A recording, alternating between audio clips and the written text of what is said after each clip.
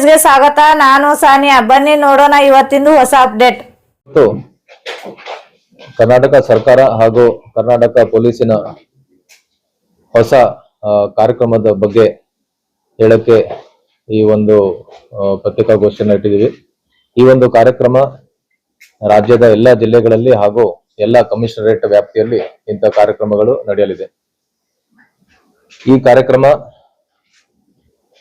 ಕರ್ನಾಟಕ ಸರ್ಕಾರ ರಾಜ್ಯವನ್ನ drug free Karnataka ಅಂದ್ರೆ ಮಾದಕ ವಸ್ತು ಮುಕ್ತ ರಾಜ್ಯವನ್ನ ಏನು ಘೋಷಣೆ ಮಾಡಿತ್ತು ಅದರ ಅಡಿಯಲ್ಲಿ ಈ ಕಾರ್ಯಕ್ರಮಗಳು ನಡೆಯಲಿದೆ. ತಮ್ಮೆಲ್ಲರಿಗೂ ಗೊತ್ತಿದೆ, ಈ ಮಾದಕ ವಸ್ತುಗಳ ಬಗ್ಗೆ, ಡ್ರಗ್ಸ್ ಗಳ ಬಗ್ಗೆ ಈಗಾಗಲೇ ನಾವು ಬಹಳಷ್ಟು ಸೀರಿಯಸ್ ಆಗಿದ್ದೀವಿ. ಬಹಳ ಗಂಭೀರವಾಗಿ ಇದನ್ನ ತಗೊಂಡು ಈಗಾಗಲೇ ಪೊಲೀಸ್ ಇಲಾಖೆ ವತಿಯಿಂದ ಸಾಕಷ್ಟು ಕ್ರಮಗಳು ಆಗಿದೆ. ಅದರಲ್ಲಿ ವಿಶೇಷವಾಗಿ ಇದರ ಅಡಿಯಲ್ಲಿ ನಾವು ಅನೇಕ ಪ್ರಕರಣಗಳನ್ನ ರಾಜ್ಯಾದ್ಯಂತ ಹಾಗೂ ಬಿಜಾಪುರ ಜಿಲ್ಲೆಯಲ್ಲೂ ಕೂಡ ಸಾಕಷ್ಟು ಪ್ರಕರಣಗಳನ್ನು ನಾವು ದಾಖಲು ಮಾಡಿದೀವಿ. ಆ ಪ್ರಕರಣಗಳು ನಾವು ಯಾರು ಪೆಡ್ಲರ್ಸ್ ಇದ್ದಾರೆ ಅಂದ್ರೆ ಯಾರು ಡ್ರಗ್ಸ್ ಮಾರಾಟ ಮಾಡ್ತಾರೆ ಅಂತವ್ರ ಮೇಲೆ ಕೇಸ್ ಮಾಡಿದೀವಿ, ಯಾರು ಕನ್ಸ್ಯೂಮ್ ಮಾಡ್ತಾರೆ ಅಂತವ್ರ ಮೇಲೆ ಕೇಸ್ ಮಾಡಿದೀವಿ, ಯಾರು ತಮ್ಮ ಹೊಲದಲ್ಲಿ ಗಾಂಜಾನ ಬೆಳೆಸ್ತಾರೆ ಅಂತವ್ರ ಮೇಲೆ ಕೇಸ್ ಮಾಡಿದೀವಿ, ಮತ್ತೆ ಸಾಕಷ್ಟು ಪ್ರಮಾಣದಲ್ಲಿ ಗಾಂಜಾನ ಕೂಡ ನಾವು ಜಪ್ತ್ ಮಾಡಿದೀವಿ. ಅದ್ರ ವಿವರಗಳನ್ನ ನಾನು ಆಮೇಲೆ ಹೇಳ್ತೇನೆ. ಒಂದ್ ಕಡೆ ಎನ್ಫೋರ್ಸ್ಮೆಂಟ್ ಮಾಡ್ತಾ ಇದೀವಿ, ಇನ್ನೊಂದ್ ಕಡೆ ಸಾಕಷ್ಟು ಅವೇರ್ನೆಸ್ ಪ್ರೋಗ್ರಾಮ್ಸ್ ಕೂಡ ನಾವು ಎಲ್ಲ ಕಡೆ ಮಾಡಿದೀವಿ. ತಮ್ಮೆಲ್ಲರೂ ಗೊತ್ತಿದೆ, ಅನೇಕ ಶಾಲಾ ಕಾಲೇಜ್ಗಳಲ್ಲಿ ಅವೇರ್ನೆಸ್ ಪ್ರೋಗ್ರಾಮ್ ಮಾಡಿದೀವಿ. ಬೇರೆ ಬೇರೆ ಕಡೆ ಹೋಗಿ ಕೂಡ ನಾವು ಅವೇರ್ನೆಸ್ ಪ್ರೋಗ್ರಾಮ್ ಅನ್ನ ರಾಜ್ಯಾದ್ಯಂತ ನಾವು ಮಾಡಿದೀವಿ. ಸೊ ಇದನ್ನ ಮೇನ್ಲಿ ಈ ನಾವು ಕೇಸಸ್ ಹಾಕೋದು, ಅವೇರ್ನೆಸ್ ಮಾಡೋದು, ಈ ಡ್ರಗ್ಸ್ ಗೆ ಏನು ಡಿಮ್ಯಾಂಡ್ ಇದೆ ಮತ್ತೆ ಸಪ್ಲೈ ಏನಾಗುತ್ತೆ ಅದನ್ನ ಕಡಿವಾಣ ಹಾಕಕ್ಕೆ ಏನ್ ಪೆಡ್ಲರ್ಸ್ ನ ಹಿಡಿದು ಈ ಸಪ್ಲೈ ಅನ್ನ ನಿಯಂತ್ರಣ ಮಾಡೋದು, ಅವೇರ್ನೆಸ್ ಪ್ರೋಗ್ರಾಮ್ಸ್ ಅನ್ನ ಮಾಡಿ ಏನು ಡಿಮ್ಯಾಂಡ್ ಇದೆ ಸಾರ್ವಜನಿಕರಿಂದ, ವಿಶೇಷವಾಗಿ ವಿದ್ಯಾರ್ಥಿನಿಂದ ಡಿಮ್ಯಾಂಡ್ ಇದೆ ಅದನ್ನ ಕಂಟ್ರೋಲ್ ಮಾಡೋದು. ಸೊ ಈ ರೀತಿ ಸಪ್ಲೈ ಮತ್ತೆ ಡಿಮ್ಯಾಂಡ್ ಅನ್ನ ಕಂಟ್ರೋಲ್ ಮಾಡಕ್ಕೆ ನಾವು ಈಗಾಗಲೇ ಅನೇಕ ಕಾರ್ಯಕ್ರಮ ನಾವು ರೂಪಿಸಿದೀವಿ. ಇದನ್ನ ಇನ್ನೂ ಹೆಚ್ಚಿಗೆ ಕಾರ್ಯರೂಪಕ್ಕೆ ತರಕ್ಕೆ, ಇನ್ನೂ ಹೆಚ್ಚಿನ ಪರಿಣಾಮಕಾರಿಯಾಗಿ ಈ ಫೈಟ್ ಅಗೇನ್ಸ್ಟ್ ಡ್ರಗ್ಸ್ ಏನಿದೆ ಇದನ್ನ ಇನ್ನೂ ಹೆಚ್ಚಿಗೆ ಒಂದು ಪರಿಣಾಮಕಾರಿಯಾಗಿ ಆಗಕ್ಕೆ ಮತ್ತು ಅದಕ್ಕೆ ರಿಸಲ್ಟ್ ಇನ್ನೂ ಜಾಸ್ತಿ ಆಗೋ ಒಂದು ನಿಟ್ಟಿನಲ್ಲಿ ಕರ್ನಾಟಕ ಸರ್ಕಾರ ನಮ್ಮ ಮಾನ್ಯ ಮುಖ್ಯಮಂತ್ರಿ ಹಾಗೂ ಗೃಹ ಸಚಿವರ ನೇತೃತ್ವದಲ್ಲಿ 2 ಕಾರ್ಯಕ್ರಮವನ್ನ ನಾವು ರೂಪಿಸಿದೀವಿ. ಒಂದು ಆಪರೇಷನ್ ರೈಸ್ RISC ಮತ್ತೆ ಇನ್ನೊಂದು ಬೇಡ ಬ್ರೋ ಅಂತ ಉಪಕ್ರಮಗಳನ್ನ ನಾವು ಪ್ರಾರಂಭ ಮಾಡ್ತಾ ಇದ್ವಿ ಇಡೀ ರಾಜ್ಯಾದ್ಯಂತ. ಈ ಆಪರೇಷನ್ ರೈಸ್ RISC ಇದರ ಅರ್ಥ ಒಂದು R ಅಂದ್ರೆ ರೆಫ್ಯೂಸ್ ಅಂದ್ರೆ ನಿರಾಕರಣೆ. ನಾವು ಸಾರ್ವಜನಿಕರಲ್ಲಿ ಯಾರ್ಯಾರು ಕನ್ಸ್ಯೂಮರ್ಸ್ ಇದ್ದಾರೆ ಅವ್ರಿಗೆ ಒಂದು ಅವೇರ್ನೆಸ್ ಮೂಡಿ ಈ ಡ್ರಗ್ಸ್ ಅನ್ನ ತಗೊಳಕ್ಕೇನೆ ನಿರಾಕರಣೆ ಮಾಡಿದ್ರೆ ಸಾಕಷ್ಟು ಪರಿಣಾಮ ಈ ಏನು ಫೈಟ್ ಅಗೇನ್ಸ್ಟ್ ಡ್ರಗ್ಸ್ ಇದೆ ಅದಕ್ಕೆ ನಾವು ಮಾಡ್ಬೋದು. ಅದ್ರ ಜೊತೆಗೆ ಇನ್ಫಾರ್ಮ್ ಅಂದ್ರೆ ಮಾಹಿತಿ ನೀಡೋದು, ಮೂರನೇದು ಸಪೋರ್ಟ್ ಹಾಗೂ ಈ ಎಂಪವರ್. ಸೊ ಹಾಗಾಗಿ ರೈಸ್ ಅಂತ ಈ ಕಾರ್ಯಕ್ರಮದ ಅಡಿಯಲ್ಲಿ ಈಗಾಗಲೇ ನಾನು ಹೇಳಿದೆ, ಈ ಹಿಂದೆ ಪೊಲೀಸ್ ಇಲಾಖೆ ವತಿಯಿಂದ ಸಾಕಷ್ಟು ಕ್ರಮಗಳು ಆಗಿದೆ. ಆದ್ರೆ ಈಗ ಈ ರೈಸ್ ಏನು ನಾವು ಹೊಸ ಕಾರ್ಯಕ್ರಮ ಮಾಡ್ತಾ ಇದೀವಿ ಅದರಲ್ಲಿ ಬರೀ ಪೊಲೀಸ್ ಇಲಾಖೆ ಅಲ್ಲದೆ ಸರ್ಕಾರದ ಇನ್ನು ಬೇರೆ ಬೇರೆ ಇಲಾಖೆಯವರು ಕೂಡ ನಮ್ ಜೊತೆ ಕೈ ಜೋಡಿಸ್ತಾರೆ. ಶಿಕ್ಷಣ ಇಲಾಖೆ ಇರ್ಬೋದು, ರೆವಿನ್ಯೂ ಇಲಾಖೆ ಇರ್ಬೋದು, ಮತ್ತೆ ಇನ್ನು ಇನ್ನಿತರ ಬೇರೆ ಬೇರೆ ಇಲಾಖೆಯವರು ಒಂದು ಸಹಕಾರದಿಂದ ನಾವು ಈ ಕ್ರಮಗಳನ್ನ ಕೈಗೊಳ್ತೀವಿ. ಅದಲ್ಲದೆ NGOs, ಪೋಷಕರು, ಸಾರ್ವಜನಿಕರು, ಈ ರೀತಿ ಎಲ್ಲ ಸ್ಟೇಕ್ ಹೋಲ್ಡರ್ಸ್ ಏನಿದ್ದಾರೆ ಎಲ್ಲರೂ ಕೂಡ ಕೈ ಜೋಡಿಸಿ ಈ ಫೈಟ್ ಅಗೇನ್ಸ್ಟ್ ಡ್ರಗ್ಸ್ ಏನಿದೆ ಅದನ್ನ ಪರಿಣಾಮಕಾರಿಯಾಗಿ ನಾವು ನಿಯಂತ್ರಣ ಮಾಡಕ್ಕೆ ಇವರೆಲ್ಲರ ಒಂದು ಸಹಯೋಗದಿಂದ ಪೊಲೀಸ್ ಇಲಾಖೆ, ಕಂದಾಯ, ಸಾರಿಗೆ, ಉನ್ನತ ಶಿಕ್ಷಣ, ವೈದ್ಯಕೀಯ ಶಿಕ್ಷಣ, ಆರೋಗ್ಯ ಮತ್ತೆ ಔಷಧ ನಿಯಂತ್ರಣ ಇಲಾಖೆ, ಸೊ ಈ ರೀತಿ ವಿವಿಧ ಇಲಾಖೆಯವರದ್ದು ಒಂದು ಸಹಕಾರದಿಂದ ನಾವು ಈ ಆಪರೇಷನ್ ರೈಸ್ ಅನ್ನ ನಾವು ಕಾರ್ಯರೂಪಕ್ಕೆ ತರ್ತೀವಿ. ಅದಲ್ಲದೆ ಈಗಾಗಲೇ ಕರ್ನಾಟಕ ಸರ್ಕಾರ ಕೆಲವೊಂದು ಮಹತ್ವದ ಹೆಜ್ಜೆಗಳು ಹಾಗೂ ನಿರ್ಧಾರಗಳನ್ನು ಕೂಡ ತಗೊಂಡಿದೆ. ಒಂದು ಅದರಲ್ಲಿ ANTF ಅಂದ್ರೆ ಆಂಟಿ ನಾರ್ಕೋಟಿಕ್ಸ್ ಟಾಸ್ಕ್ ಫೋರ್ಸ್, ಇದನ್ನ ಸ್ಥಾಪನೆ ಈಗಾಗಲೇ ಮಾಡಲಾಗಿದೆ. ಅದರ ಅಡಿಯಲ್ಲೂ ಕೂಡ ಸಾಕಷ್ಟು ಕೆಲಸಗಳು ಆಗ್ತಾ ಇದೆ. ಅದಲ್ಲದೆ ನಾವು ಒಂದ್ಸಲ ಪ್ರಕರಣ ದಾಖಲಾದ್ಮೇಲೆ ಅದು ನ್ಯಾಯಾಲಯದಲ್ಲಿ ಶೀಘ್ರದಲ್ಲಿ ನಾವು ವರದಿ ಕೊಟ್ಟು ಬೇಗ ಚಾರ್ಜ್ ಶೀಟ್ ಮಾಡಿ ಟ್ರಯಲ್ ಕೂಡ ಬೇಗ ಮುಗಿದು ಆರೋಪಿಗಳಿಗೆ ಶಿಕ್ಷೆ ಆಗುವಂತ ಕ್ರಮಗಳನ್ನು ಕೂಡ ನಾವು ತಗೊಳ್ತಾ ಇದೀವಿ. ಅದರಲ್ಲಿ ಒಂದು ವಿಶೇಷವಾಗಿ ಅನೇಕ ಸಲ ನಾವು ಚಾರ್ಜ್ ಶೀಟ್ ಮಾಡಕ್ಕೆ ಕೆಲವೊಂದು ಟೆಕ್ನಿಕಲ್ ರಿಪೋರ್ಟ್ಸ್ ಆಗಿರ್ಬೋದು, FSL ರಿಪೋರ್ಟ್ಸ್ ಬರೋದು ತಡ ಆಗಿರುತ್ತಾರೆ. ಹಾಗಾಗಿ FSLಗೂ ಕೂಡ ಅದನ್ನು ಸ್ಟ್ರೆಂಥನ್ ಮಾಡಿ ಈ ಏನೇನು FSL ರಿಪೋರ್ಟ್ಸ್ ಇದೆ ಅದನ್ನು ಕೂಡ ಬೇಗ ಬಂದು ನಾವು ಚಾರ್ಜ್ ಶೀಟ್ ಬೇಗ ಮಾಡುವಂತ ಕೂಡ ವ್ಯವಸ್ಥೆನೂ ಕೂಡ ಈ ಆಪರೇಷನ್ ರೈಸ್ ಅಡಿಯಲ್ಲಿ ಇಂಥ ಕ್ರಮಗಳನ್ನು ನಾವು ತಗೊಳ್ತಾ ಇದೀವಿ. ಅದಲ್ಲದೆ ಇನ್ನೊಂದು, ಈಗಾಗಲೇ ನಾನು ಹೇಳಿದೆ, ಅನೇಕ ಸಂದರ್ಭದಲ್ಲಿ ನಾವು ನೋಡಿದೀವಿ, ನಾವು ಎಷ್ಟು ಕೇಸಸ್ ಮಾಡಿದೀವಿ, ಅದರಲ್ಲಿ ಬಹಳಷ್ಟು ಜನ ವಿದ್ಯಾರ್ಥಿನಿಯರು ಈ ವ್ಯಸನಕ್ಕೆ ಅವ್ರು ಒಳಗಾಗ್ತಿದ್ದಾರೆ. ಅದಕ್ಕೆ ಅವರ ಯಾವುದೋ ಬೇರೆ ಪ್ರಭಾವದಿಂದ ಇರ್ಬೋದು, ಮಾನಸಿಕ ಒತ್ತಡ ಇರ್ಬೋದು, ಜಸ್ಟ್ ಮನೋರಂಜನೆ ಎಂಟರ್ಟೈನ್ಮೆಂಟ್ಗೋಸ್ಕರ ಇರ್ಬೋದು, ಅಥವಾ ಪಿಯರ್ ಪ್ರೆಷರ್, ಬೇರೆ ಬೇರೆ ಸ್ನೇಹಿತರದೊಂದು ಒತ್ತಡದಿಂದ ಇರ್ಬೋದು, ಅಥವಾ ಪ್ರಾಯೋಗಿಕಾತ್ಮಕವಾಗಿ ಅಂದ್ರೆ ಜಸ್ಟ್ ಒಂದ್ಸಲ ಟ್ರೈ ಮಾಡಿ ನೋಡೋಣ ಏನಾಗುತ್ತೆ ಅಂತ. ಸೊ ಇಂಥ ವಿವಿಧ ಕಾರಣದಿಂದ ನಮ್ಮ ಈ ವಿದ್ಯಾರ್ಥಿನಿಯರು ಈ ಡ್ರಗ್ಸ್ ಒಂದು ಜಾಲಕ್ಕೆ ಅವರು ಒಳಗಾಗ್ತಿದ್ದಾರೆ. ಸೊ ಹಾಗಾಗಿ ಅವೇರ್ನೆಸ್ ನಾವು ಯುವಕರಲ್ಲಿ ನಾವು ಮೂಡಿಸ್ಬೇಕಾಗತ್ತೆ. ಅದು ನಾವು ಸಭೆ ಸಮಾರಂಭವನ್ನು ನಾವು ಮಾಡಿ ಹೇಳ್ತಾ ಇದೀವಿ. ಆದ್ರೆ ಈಗ ಈ ಬೇಡ ಬ್ರೋ ಅಂತ ಏನು ಕಾರ್ಯಕ್ರಮ ಇದೆ ಅದರಲ್ಲಿ ನಾವು ಈ ಸೋಷಿಯಲ್ ಮೀಡಿಯಾ ಮೂಲಕ ಬೇರೆ ಬೇರೆ ವಿವಿಧ ಪೋಸ್ಟರ್ಸ್, ಶಾರ್ಟ್ ಫಿಲ್ಮ್ಸ್, ಅದ್ರ ಮೂಲಕ ನಾವು ಅವರಿಗೆ ಅರ್ಥ ಆಗೋ ಹಾಗೆ, ಅವರಿಗೆ ಯುವ ಸ್ನೇಹಿ ಸಂದೇಶವನ್ನ ನೀಡಿ ಈ ಡ್ರಗ್ಸಿನ ಏನು ತಗೊಂಡ್ರೆ ಏನ್ ದುಷ್ಪರಿಣಾಮ ಇದೆ, ಆರೋಗ್ಯದ ಮೇಲೆ, ದೈಹಿಕ ಆರೋಗ್ಯದ ಮೇಲೆ, ಮೆಂಟಲ್ ಸ್ಟೇಟಸ್ ಮೇಲೆ ಏನೇನ್ ಎಫೆಕ್ಟ್ ಆಗತ್ತೆ ಅದ್ರ ಬಗ್ಗೆ ನಾವು ಇಂಥ ಶಾರ್ಟ್ ವಿಡಿಯೋಸ್ ಸೋಷಿಯಲ್ ಮೀಡಿಯಾ ಮುಖಾಂತರ ಅವರಿಗೆ ನಾವು ಕೊಡ್ತಾ ಇದೀವಿ. ಮತ್ತೆ ಈ ವಿಡಿಯೋಸ್ ಇಂದ ಅವರು ತಮ್ಮ ಇಂಥ ಚಟುವಟಿಕೆಗಳಿಗೆ ಅಥವಾ ಇಂಥ ಡ್ರಗ್ಸಿಗೆ ಒಳಗಾಗದೆ ಅವ್ರು ಬೇರೆ ಬೇರೆ ರೀತಿಯಿಂದ ಕ್ರೀಡೆಗಳಲ್ಲಿ, ಶಿಕ್ಷಣದಲ್ಲಿ, ಆರೋಗ್ಯಕರ ಆಕ್ಟಿವಿಟೀಸ್ ಅಲ್ಲಿ ಅವ್ರು ಇನ್ವಾಲ್ವ್ ಆಗಿ ಅವ್ರು ತಮ್ಮ ಜೀವನದಾನ ಸುಧಾರಿಸ್ಕೊಂಡು ಹೋಗೋ ನಿಟ್ಟಿನಲ್ಲಿ ಇಂಥ ಒಂದು ಕಾರ್ಯಕ್ರಮ ರೂಪಿಸಲಾಗಿದೆ. ಸೊ ಕೊನೆಯದಾಗಿ ಈ ಎರಡು ಪ್ರೋಗ್ರಾಮ್ಸ್ ಏನಿದೆ, ರೈಸ್ ಮತ್ತೆ ಈ ಬೇಡಬೋ ಕಾರ್ಯಕ್ರಮಗಳು, ಮೇನ್ಲಿ ನಮ್ಮ ಯುವ ಜನರನ್ನ ನಾವು ಮಾದಕ ವ್ಯಸನ ವಿರೋಧಿ ರಾಯಭಾರಿಗಳನ್ನಾಗಿ ಮಾಡಲು ಈ ಕಾರ್ಯಕ್ರಮಗಳನ್ನು ನಾವು ರೂಪಿಸಿದೀವಿ. ಸೊ ಈವರೆಗೆ ಏನ್ ಪೊಲೀಸ್ ಇಲಾಖೆಯಿಂದ ಅನೇಕ ಕಾರ್ಯಗಳು ಆಗ್ತಾ ಇತ್ತು, ಈಗ ಬೇರೆ ಬೇರೆ ಇಲಾಖೆ, ಬೇರೆ ಬೇರೆ ಸಂಘ ಸಂಸ್ಥೆಯವ್ರ ಜೊತೆ ಸೇರಿ ಈ ಕಾರ್ಯಕ್ರಮಗಳನ್ನ ಮಾಡಿ ಇದ್ರದ್ದು ಈ ಡ್ರಗ್ಸ್ ಇನ ಮೂಲ ಏನಿದೆ, ಯಾಕೆ ಇದು ಇಷ್ಟೊಂದು ನಾವು ಕೇಸಸ್ ಹಾಕಿದ್ರು, ಯಾಕೆ ಇನ್ನೂ ಆಗ್ತಾ ಇದೆ, ಅದ್ರ ಬಗ್ಗೆ ಎಲ್ಲ ನಾವು ತಿಳ್ಕೊಂಡು ಅದ್ರ ಮೇಲೆ ಕ್ರಮ ಕೈಗೊಳ್ತೀವಿ.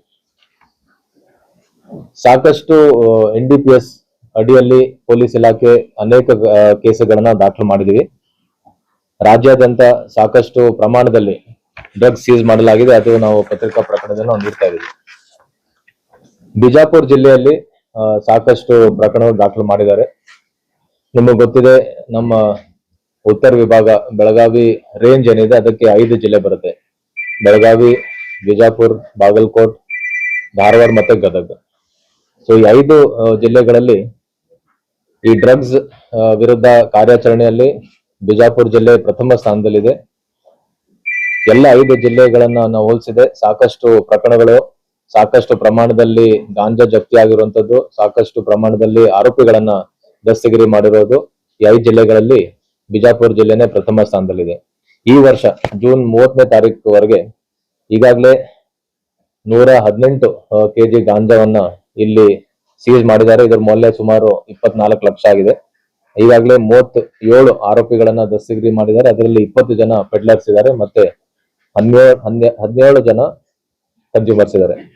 ಇನ್ನೊಂದು ಬಹಳ ಮುಖ್ಯವಾದಂತ ವಿಷಯ, ಈವರೆಗೆ ನಾವು NDPS ಕಾಯ್ದೆ ಅಡಿಯಲ್ಲಿ ಡ್ರಗ್ಸ್ ಅಫೆಂಡರ್ಸ್ ಮೇಲೆ ಕೇಸ್ ಮಾಡ್ತಾ ಇದ್ವಿ. ಈ ಸಲ ಪ್ರಥಮ ಬಾರಿಗೆ ಈ ಜಿಲ್ಲೆಯಲ್ಲಿ ಫಿಟ್ NDPS ಅಡಿಯಲ್ಲಿ ಪ್ರಕರಣ ದಾಖಲಾಗಿದೆ.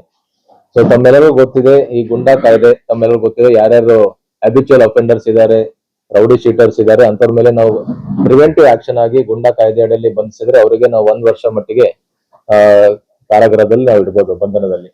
ಅದೇ ರೀತಿ ಈ ಡ್ರಗ್ ಅಫೆಂಡರ್ಸ್ಗೆ ಫಿಟ್ NDPS ಅಂತ ಒಂದು ವಿಶೇಷ ಕಾಯ್ದೆ ಇದೆ. ಇದನ್ನು ಕೂಡ ಪ್ರಿವೆಂಟಿವ್ ಡಿಟೆನ್ಷನ್ ಕಾನೂನು ಇದೆ. ಇದರ ಅಡಿಯಲ್ಲಿ ಯಾರ್ಯಾರು ಹ್ಯಾಬಿಚುವಲ್ ಡ್ರಗ್ ಅಫೆಂಡರ್ಸ್ ಇದ್ದಾರೆ, ಯಾರ ಮೇಲೆ 3, 4, 5 ಪ್ರಕರಣ ದಾಖಲಾಗಿದೆ, ಸಾಕಷ್ಟು ಪ್ರಕರಣಗಳು ದಾಖಲಾದ್ರೂ ಕೂಡ ಅವರು ತಮ್ಮ ಚಟುವಟಿಕೆಯನ್ನ ನಿಲ್ಲಿಸದೆ ಅದೇ ರೀತಿ ಇನ್ನೂ ಪೆಡ್ಲಿಂಗ್ ಮಾಡ್ತಾರೆ ಅಂತವ್ರನ್ನ ಐಡೆಂಟಿಫೈ ಮಾಡಿ ಈಗಾಗಲೇ ಇಬ್ರು ಆರೋಪಿತರ ವಿರುದ್ಧ ಪಿಟ್ NDPS ಕಾಯ್ದೆ ಅಡಿಯಲ್ಲಿ ಬಿಜಾಪುರ ಜಿಲ್ಲೆಯಿಂದ ಪ್ರಕರಣ ದಾಖಲಾಗಿದೆ. ಇದನ್ನು ಕೂಡ ಒಂದು ಹೊಸ ಪ್ರಯೋಜನ ಇಲ್ಲಿ ಜಿಲ್ಲೆಯಲ್ಲಿ ಆಗಿದೆ. ಸೊ ಹಾಗಾಗಿ ಈ 2 ಪ್ರಕರಣ ಜೊತೆಗೆ ಇನ್ನು ಯಾರ್ಯಾರು ಇಂತ ಹ್ಯಾಬಿಚುವಲ್ ಡ್ರಗ್ ಅಫೆಂಡರ್ಸ್ ಇದ್ದಾರೆ ಅವ್ರಿಗೂ ಕೂಡ ಐಡೆಂಟಿಫೈ ಮಾಡಿ ಅವ್ರ ಮೇಲೂ ಕೂಡ NDPS ಕಾಯ್ದೆ ಆಗಿರ್ಬೋದು ಅಥವಾ ಪಿಟ್ NDPS ಕಾಯ್ದೆ ಅಡಿಯಲ್ಲಿ ಪ್ರಕರಣ ಕೂಡ ದಾಖಲು ಮಾಡ್ತೀವಿ. ಸೊ ಒಟ್ಟಾರೆ ಈ ಡ್ರಗ್ಸಿನ ಹೋರಾಟ ಏನಿದೆ ಅದು ನಿರಂತರವಾಗಿ ನಾವು ಪೊಲೀಸ್ ವತಿಯಿಂದ ನಾವು ಮಾಡ್ತಾ ಇದ್ವಿ. ಈಗ ಈ ಆಪರೇಷನ್ ರೈಸ್ ಈಗಾಗಲೇ ನಾನು ಹೇಳಿದ್ದೀನಿ, ಇದು ಎಲ್ಲಾ ಜಿಲ್ಲೆಗಳಲ್ಲಿ 3 ಹಂತದಲ್ಲಿ ನಾವು ಮಾಡ್ತೀವಿ. ಮೊದಲನೇ ಹಂತದಲ್ಲಿ ಜಿಲ್ಲಾ ಮಟ್ಟದಲ್ಲಿ ನಾವು ಇದ್ರ ಬಗ್ಗೆ ಹೇಳಿ ಒಂದು ಕಾಲೇಜಲ್ಲಿ ಒಂದು ಕಾರ್ಯಕ್ರಮ ನಾವು ಮಾಡ್ತೀವಿ. ಇವತ್ತು ಇದಾದ್ಮೇಲೆ ಒಂದು ಕಾಲೇಜಲ್ಲಿ ಕಾರ್ಯಕ್ರಮ ಇದೆ. ಅದಾದ್ಮೇಲೆ 2ನೇ ಹಂತದಲ್ಲಿ ಎಲ್ಲಾ ಠಾಣಾ ಮಟ್ಟದಲ್ಲಿ ಇದೇ ರೀತಿ ಕಾರ್ಯಕ್ರಮಗಳು ಮತ್ತೆ ಶಾಲಾ ಕಾಲೇಜುಗಳಲ್ಲಿ ಅರಿವು ಕಾರ್ಯಕ್ರಮಗಳನ್ನು ಮಾಡ್ತೀವಿ. 3ನೇ ಹಂತದಲ್ಲಿ ತಾಲೂಕಾ ಮಟ್ಟದಲ್ಲಿ ಒಂದು ಕಾರ್ಯಕ್ರಮ ಮಾಡಿ ಅಲ್ಲಿ ಸ್ಥಳೀಯ ಶಾಸಕರಾಗ್ಲಿ ಅಥವಾ ಜಿಲ್ಲಾ ಮಂತ್ರಿಯವರಿಗೆ ಆಹ್ವಾನ ನೀಡಿ ಅವ್ರ ಜೊತೆಗೆ ನಾವು ಕಾರ್ಯಕ್ರಮ ನಾವು ಮಾಡ್ತೀವಿ.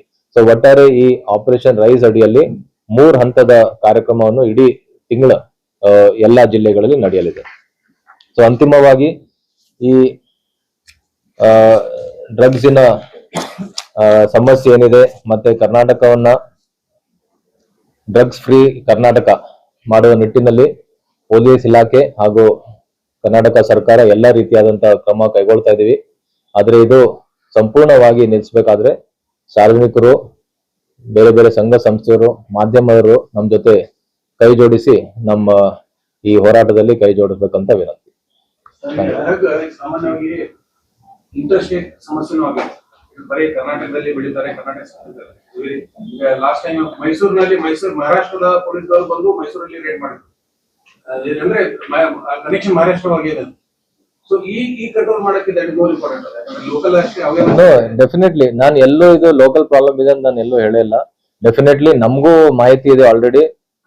ಆಲ್ರೆಡಿ ನಮ್ಮ ರೇಂಜ್ 5 ಜಿಲ್ಲೆಯಲ್ಲಿ ಕೆಲವು ಜಿಲ್ಲೆಗಳು ಈಗಾಗಲೇ ಬೇರೆ ರಾಜ್ಯಕ್ಕೆ ಹೋಗಿ ಸೀಸ್ ಮಾಡ್ಕೊಂಡು ಬಂದಿದ್ದಾರೆ. ಮತ್ತೆ ಕೆಲವು ಪ್ರಮುಖ ಪೆಡ್ಲರ್ಸ್ ಏನು ಬಿಜಾಪುರ ಆಗಿರ್ಬೋದು, ಬೆಳಗಾಂ, ಗದಗ್ ಈ ರೀತಿ ಬೇರೆ ರಾಜ್ಯದವರು ಸಪ್ಲೈ ಮಾಡ್ತಿದ್ದಾರೆ ಅಂತ ಈಗಾಗಲೇ ಮಾಹಿತಿ ಇದೆ. ಅವ್ರ ಬಗ್ಗೆ ನಾವು ಈಗಾಗಲೇ ಹೆಚ್ಚಿನ ಮಾಹಿತಿಯನ್ನ ಕಲೆ ಹಾಕ್ತಾ ಇದ್ದೀವಿ.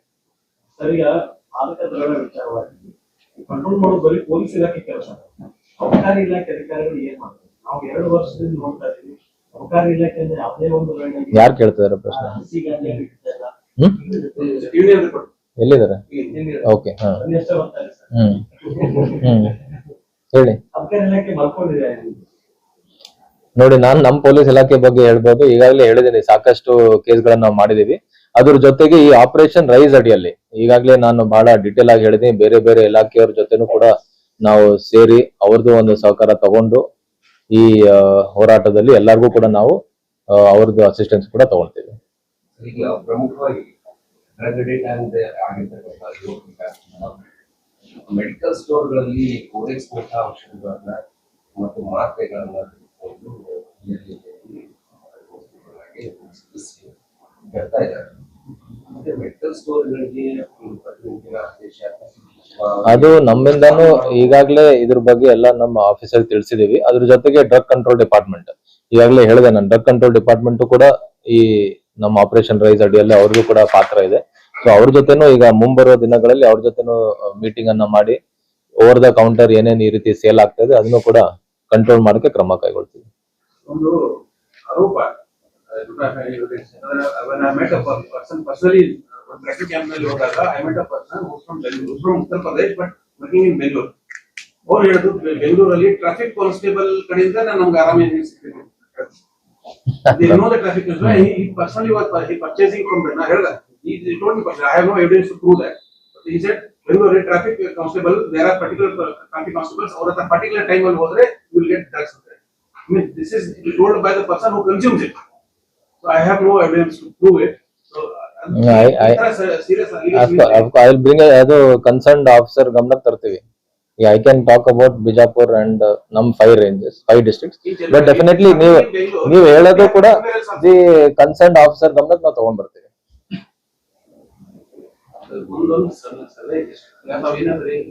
ಸೋಷಿಯಲ್ ಮೀಡಿಯಾ ಥ್ರೂ ನಾವು ಅವೇರ್ನೆಸ್ ಮಾಡ್ತಾ ಇದ್ದೀವಿ. ಕೆಲವರು ಇದು ಆಗಿ ಕ್ವಿಟ್ ಮಾಡಿರ್ತಾರೆ, ಅವರಿಂದ ಮಾಡಿದ್ರೆ ಅನುಕೂಲ ಆಗ್ತದೆ. ನಾನು ಯಾವ ತರ ಇದ್ದೆ ಮೊದಲು, ಈಗ ನಮ್ಗೆ Yes, it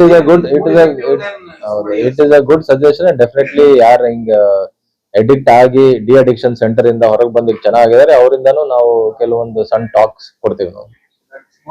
ಎಸ್, ಡೆಫಿನೆಟ್ಲಿ. ಜಿಲ್ಲೆಯಲ್ಲಿ ಶಾಲಾ ಕಾಲೇಜುಗಳು ಚಟುವಟಿಕೆಗಳು ಏನಾದ್ರು ಕಂಡು ಬಂದಿದ್ಯಾ SP ಅವ್ರ ಎನಿಥಿಂಗ್ ನೆಕ್ಸ್ಟ್? ಈಗ ಅದಕ್ಕೇನೆ ಈ ಎರಡನೇ ಹಂತದ ಕಾರ್ಯಕ್ರಮ ಏನಿದೆ ಅಂತಂದ್ರೆ it is completely school and colleges. So ಈಗಾಗಲೇ ಆಲ್ರೆಡಿ ಎವ್ರಿ ಇಯರ್ ನಾವು ಮಾಡ್ತಾನೆ ಇರ್ತೀವಿ. ಸ್ಕೂಲು ಕಾಲೇಜಸ್ ಸುತ್ತಮುತ್ತ ಪೊಕ್ಟಾ ಕಾಯ್ದೆ ಆಗಿರ್ಬೋದು ಅಥವಾ ಸಿಗರೇಟು ತಂಬಾಕು ಅದನ್ನ ಮಾಡ್ತಾನೆ ಇರ್ತೀವಿ.